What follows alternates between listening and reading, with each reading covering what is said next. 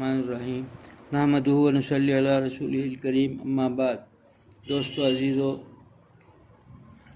انسان جب تک کسی چیز پہ رہتا ہے دوسری چیز کا احساس اس کے دل و دماغ کے اندر نہیں آتا۔ خاص کر خوشبو ایسی چیز ہے کہ خوشبو، اگر کوئی آدمی کسی ایسی گندی جگہ پر رہتا ہے جہاں پر بدبو ہی بدبو پھیلی ہوئی ہے، وہیں رہ رہا ہے، وہیں بس رہا ہے، وہیں اس کا سب کچھ گزارا کام کاج سونا اٹھنا ہے، تو اس کو پتہ بھی نہیں چلتا، اس کو تکلیف بھی نہیں ہوتی، محسوس بھی نہیں ہوتا، بڑے آرام سے رہتا ہے، کیونکہ وہ سمجھتا ہے کہ وہی اسی کو دنیا سمجھتا ہے، اسی دنیا کے اندر وہ رہتا ہے۔ اور جب کوئی آدمی کہیں کوئی باغ سے کوئی جو ہے مالی اگر وہاں چلے جائے اور اس علاقے میں چلے جائے جہاں پھول کا، خاص کر پھول کا کوئی باغ ہے، اس باغ میں رہنے والا کوئی مالی اس علاقے میں چلے جائے 2 لمحے میں ٹھہر نہیں سکتا، بس بڑے پریشان ہو جائے گا، کیونکہ وہ جو بدبو ہوتی ہے اس کی کیفیت جو ہے اس کو وہاں برداشت نہیں کر سکتی، چونکہ یہ خوشبو میں رہ کے آیا ہے، وہ بدبو کے اندر جانے سے، اور وہاں کے لوگ بڑے اطمینان سے، ان کو احساس بھی نہیں، وہیں سو بھی رہے ہیں، بالکل اسی جگہ سو رہے ہیں، کھیل رہے ہیں، کھا رہے ہیں، بالکل گندگی کے پاس بیٹھ کے کھا رہے ہیں۔ اب شہروں پہ چلے جائیں گے تو پتہ چلتا ہے کہ کچھ اتنے گندے علاقے بھی ہیں شہروں کے اندر، جگہ کی تنگی کی وجہ سے وہاں لوگ رہ رہے ہیں، بچوں سے بوڑھے تک سب رہ رہے ہیں، سو رہے ہیں وہیں پر، ان کو احساس بھی نہیں ہے۔ احساس کب ہوگا؟ جب وہ وہاں سے کسی جو ہے پھول کے باغ پہ آئیں گے تب پتہ چلے گا، تب وہاں محسوس ہوگا، تب پتہ چلے گا کہ بھئی ہم جہاں رہتے ہیں وہ کیسی جگہ ہے، کیسی گندی جگہ ہے۔ گندی جگہ کا احساس اسی وقت ہوتا ہے جب اچھی جگہ جاتا ہے انسان، اور اس کے لیے جب تک وہاں نہیں جائے گا محسوس نہیں ہوگا۔ اسی طرح سے انسان پر جو حالات آتے ہیں دنیا کے، وہ حالات کا علم اس کو پہچان کب ہوگی؟ جب وہ جگہ جائے گا کسی ایسی جگہ جہاں پر انوارات کی بارش ہو، اللہ کے انوارات کی بارش جہاں ہوگی، وہاں جب تک نہیں جائے گا پہچان نہیں پائے گا، حالات بد سے بدتر ہوں گے، وہ کسی اور چیز کو جو ہے مورد الزام ٹھکاتا رہے گا۔ مورد الزام ٹھکانے کی وجہ کیوں ہے؟ اس لیے کہ اس کی سمجھ اتنی ہی ہے، جس کو دیکھ رہا ہے وہ سمجھ رہا ہے کہ یہی ہے، لیکن حقیقت کچھ اور ہے۔ دل کی دنیا سے دیکھے گا، آنکھ سے جو دیکھتا ہے وہ دیکھنا اور ہے، دل کی دنیا ہے، دل کی جو ہے بصیرت سے الگ ہے، بصارت سے الگ ہے۔ بصیرت جب اس دیکھے گا تب پتہ چلے گا کہ وجہ کیا ہے۔ ان ساری پریشانیوں کی وجہ اپنے گناہوں اور بدعمالیوں کی طرف نگاہ جائے گی۔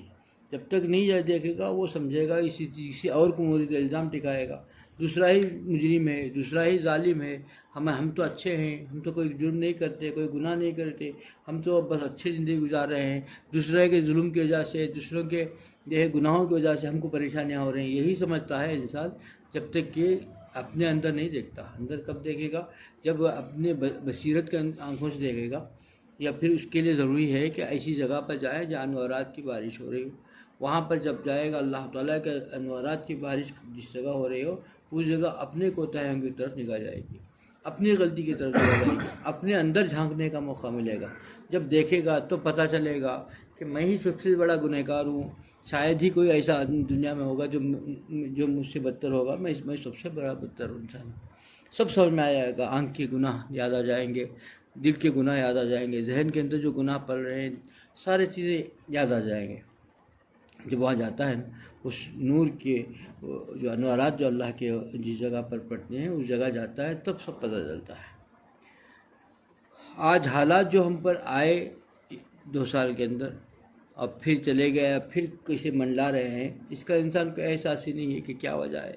آئے خود بھی احساس نہیں تھا، چلے اللہ نے پھر اللہ والوں کی رونے کی اور ان کے گڑگڑانے کی وجہ سے موقع عنایت کیا، سارے حالات سنبھلتے آئے، پھر بھی انسان نہیں بدلا، پھر دوبارہ کچھ ایسے حالات نظر آ رہے ہیں، ابھی نہیں بدل رہا ہے، کیونکہ یہ سب الزام دوسروں پر لگا رہا ہے، یہ سب کو سازش سمجھ رہا ہے، یہ نہیں سمجھ رہا ہے کہ خالق و مالک کے کائنات اس کے قبضہ قدرت میں ہے، اس کے حکم کے بغیر پتہ بھی ہل نہیں سکتا، اور کوئی مچھر بھی نہیں اڑ سکتا، تو پھر یہ سب چیزیں کیسے ہو سکتی ہیں؟ کوئی کیسے کر سکتا ہے؟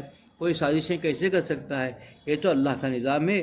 اللہ تعالیٰ نے ہمارے گناہوں کی وجہ سے ایسے جابر ظالم بادشاہت کو مسلط کر رکھا ہے، اور ہم کو تکلیف دینے والا مسلط ہوا ہے، ہم کو اذیت دینے والا مسلط ہوا ہے، ہم کو مارنے والا مسلط ہوا ہے۔ تو کیوں مسلط ہوا ہے؟ ہمارے بدعمالی کی وجہ سے۔ ہمارے اعمال ہمارے جو حکمران ہوں گے وہ ہمارے اعمال ہیں، جیسے اعمال ہوں گے ویسے حکمران ہوں گے۔ اب جب دوبارہ ابھی یہ شروعات ہو رہی ہیں، نمازیں مسجدیں بند ہو گئی تو لوگ بڑے پریشان رو رہے تھے کیا ہو گیا، مسجدیں کھلی تو کوئی نہیں جا رہا تھا، اب پھر مسجدیں بند ہونے کا حکم کیا تو سب جو ہے مسجدوں میں یعنی پھلانگ کر کے دیواریں پھلانگ کر کے بھی پہنچنے کی کوشش کر رہے ہیں. یہ سب جگہ یہ سب کچھ نہیں ہے، اپنی باطن کو تو نہیں بدلتے، سارا جذبہ دکھا دیتے ہیں کہ جس دن بند ہوگا تو ہم تک پہنچ جائیں گے. یہ سوچنا چاہیے کہ بند کرنے والی ذات کوئی جو ہے دنیا کا حکمران کی کوئی اتنی طاقت کیسے ہو گئی؟ یہ اللہ کی طرف سے، اللہ نے خود ہمارے لیے اپنے دروازے بند کر رہا ہے. اللہ نے یہ دروازے بند کروایا. کیوں بند کرایا؟ ہم نے قدر نہیں کی، ہم لوگوں نے جو ہے اللہ تعالیٰ کی نعمتوں کی قدر نہیں کی. اللہ تعالیٰ نے ہم کو سب کچھ عطا کیا، ہم اپنی زندگی اور اپنی من پسند کی زندگی میں گزار رہے تھے، مست تھے، اپنے حالات میں زندگی گزارتے تھے. کبھی ہم نے شریعت پر چلنے کے یا سنتوں پر عمل کرنے کی فکر نہیں کی، اللہ کو خوش کرنے کی فکر نہیں کی. ان نعمتوں کو جو ہم کو مہیا تھی اس کا شکر نہیں بجا لایا. اسی لیے فرمایا گیا ہے کہ دن بھر جتنی نمازیں ہم سے ادا ہو جائیں، رات میں ضرور سونے سے پہلے 2 رکعت صلاۃ الشکر پڑھ کر کے اپنا جائزہ لو اور صلاۃ الشکر پڑھ کر کے اللہ سے شکر ادا کرو کہ اللہ نے تو نے توفیق بخشی تو میں جا کے نماز پڑھ سکا. آج پنجگانہ نماز جب وقت پر پڑھ لیا تو یہ اللہ کا شکر ادا کرو کہ وقت کے فوراً پہلے اول وقت میں نے پڑھ لیا. یہ تیرا کرم ہے مولا، مجھے کسی اس دنیا کے کاموں میں جمیلوں میں جو ایسا نہ ڈالا کہ میری نمازوں کو جو ہے قضا نہ ہو جائے، ایسا نہ کیا.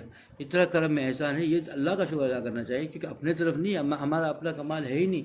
اللہ تعالیٰ اگر ہم کو جو ہے اللہ تعالیٰ ہم کو پسند نہیں کریں گے تو نماز بھی نہیں کی توفیق بھی نہیں ہوگی، نماز پڑھنا بھی نصیب نہیں ہوگا. آج یہی ہوا کہ آدمی قدر نہیں کی تو مسجدیں پہلے سے مسجدیں خالی تھیں.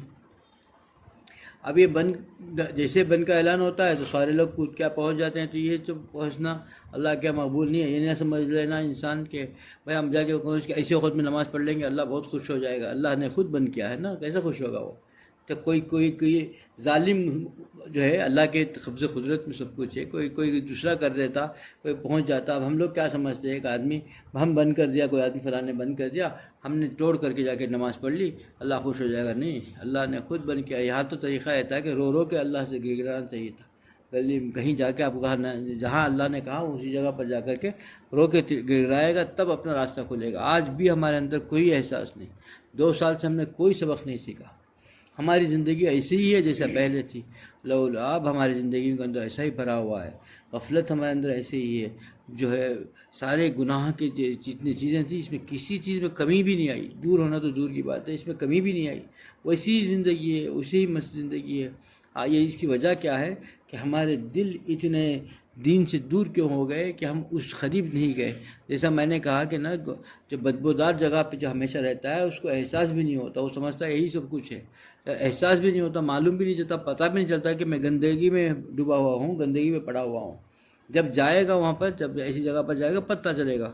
جب تک کسی ایسی جگہ پر ہم گزارا نہیں ہوگا، ہمارے اپنی زندگی کے اندر کے حالات کو دیکھنے کا موقع بھی نہیں ہوگا. اور اصلاح کیسے ہوگی؟ تو اصلاح کیسے کرے گا؟ اللہ تعالیٰ کی طرف رجوع کیسے ہوگا؟ اپنے گناہوں سے توبہ کیسے مانگے گا جب کہ احساس ہی نہیں ہے؟ ہم اپنے ایسی حالت میں زندگی گزارتے ہیں. ہم سمجھتے ہیں کہ جیسا کرتے ہیں وہی ہے، اور دوسروں پر الزام، حکمرانوں پر الزام، اور یہود و نصارہ پر الزام. ارے بھائی یہود و نصارہ کو مسلط کس نے کر دیا؟ اللہ جب کہتا ہے کہ میرے حکم کے بغیر پتہ بھی ہل نہیں سکتا تو یہود و نصارہ کی کیا حیثیت ہے؟ کسی کوئی نہیں کر سکتا. سارے ٹیکنالوجی ایک طرف ہو جائے گی، سارے چیزیں ایک طرف ہو جائیں گی. جب اللہ کو منا لے گا کوئی کچھ نہیں کر سکے گا. لیکن اللہ کو اگر ہم اللہ کو بول کر ساری اسی چیز میں رہیں گے تو کہے گا کہ اللہ تعالیٰ یہی کہتے ہیں کہ جاؤ تم اسی میں رہو، اسی کی تدبیر کرو، اسی کی کھوج میں رہو، اسی کو کرو. جب میں جب تک حکم نہیں دوں گا تو یہ چیز تم سے ٹلنے والی نہیں، ہٹنے والی نہیں. چاہے کچھ بھی کر لو، کب تک پریشانی میں رہو گے؟ ہم کو سوچنا چاہیے. اب بھی ہم کو ہمارے عقلوں پر ایسا پردہ کیوں پڑ گیا ہے؟ اب تک ہمارے دلوں کے اندر اتنی ایسی سختی کیوں آ گئی ہے؟ ہم دین کی طرف لوٹ کر آنے کے بجائے اسی حال میں کیوں پڑے ہوئے ہیں؟ اسی گندگی میں کیوں پڑے ہوئے ہیں؟ اللہ تعالیٰ کو منانے کے بجائے پھر ہم نے اپنی گناہ گار زندگی کو کیوں ترجیح دے رہے ہیں؟ اس کی وجہ یہی ہے کہ ہم اصل جگہ سے ہٹ گئے. ہم کو جو ہے اللہ نے کونوا مع الصادقین اس لیے فرمایا کہ تم جب تک سچوں کی صحبت میں نہیں رہو گے پتہ بھی نہیں چلے گا کہ تم کو زندگی کیسا گزارنا ہے، کہاں غلطی ہو رہی ہے، کہاں تم سے چوک ہو رہی ہے. کیونکہ ان کے قریب جا کے بیٹھنے اسی لیے فرمایا گیا کہ تم کچھ نہ کرو، صرف ان کے قریب جا کے خاموشی سے بیٹھے رہو تو تمہارے اپنے عیوب نظر آنے لگیں گے۔ کیسے نظر آنے لگتے ہیں کہ اللہ تعالیٰ کے ہاں، اللہ تعالیٰ کی خاص ایسی جگہوں پر اللہ تعالیٰ کے انوارات کی بارش ہوتی ہے۔ جب دین کی باتیں ہو رہی ہیں، اللہ تعالیٰ کی طرف کوئی بندہ بلا رہا ہے، اللہ تعالیٰ کے شریعت پر چلنے کا حکم دے رہا ہے، خوف خدا پیدا کرا رہا ہے اور اللہ سے ڈرا رہا ہے، اتق اللہ کی بات کر رہا ہے، اللہ سے ڈرنے کے لیے ڈرا رہا ہے، تو اس جگہ پر اللہ کی خاص رحمت ہوتی ہے۔ جب وہاں جا کے کوئی بیٹھتا ہے، کچھ نہ کہے، بس اس کو جا کے خاموش بیٹھا بھی رہے گا تو اپنے گناہ نظر آئے گے اور اپنے اندر جو ہے دین کا جذبہ پیدا ہوگا، گناہوں سے جو ہے توبہ کرنے کی توفیق نصیب ہوگی اور اپنے اندر کے حالات اور نظرات سب کچھ نظر آنے لگیں گے۔ خاموشی سے بیٹھا رہے گا، یہ جو ہے اپنا یہ منڈی جھکا کے بیٹھا بھی رہے گا، اپنے منہ کو نیچے کر کے بیٹھا بھی رہے گا، لیکن سب کچھ نظر آتا رہے گا۔ سارے اپنے گناہ کیے ہوئے گناہوں کو یاد آئیں گے، یاد آئیں گے اور رونا آئے گا کہ بھئی کیسا گنہگار بندہ ہوں میں۔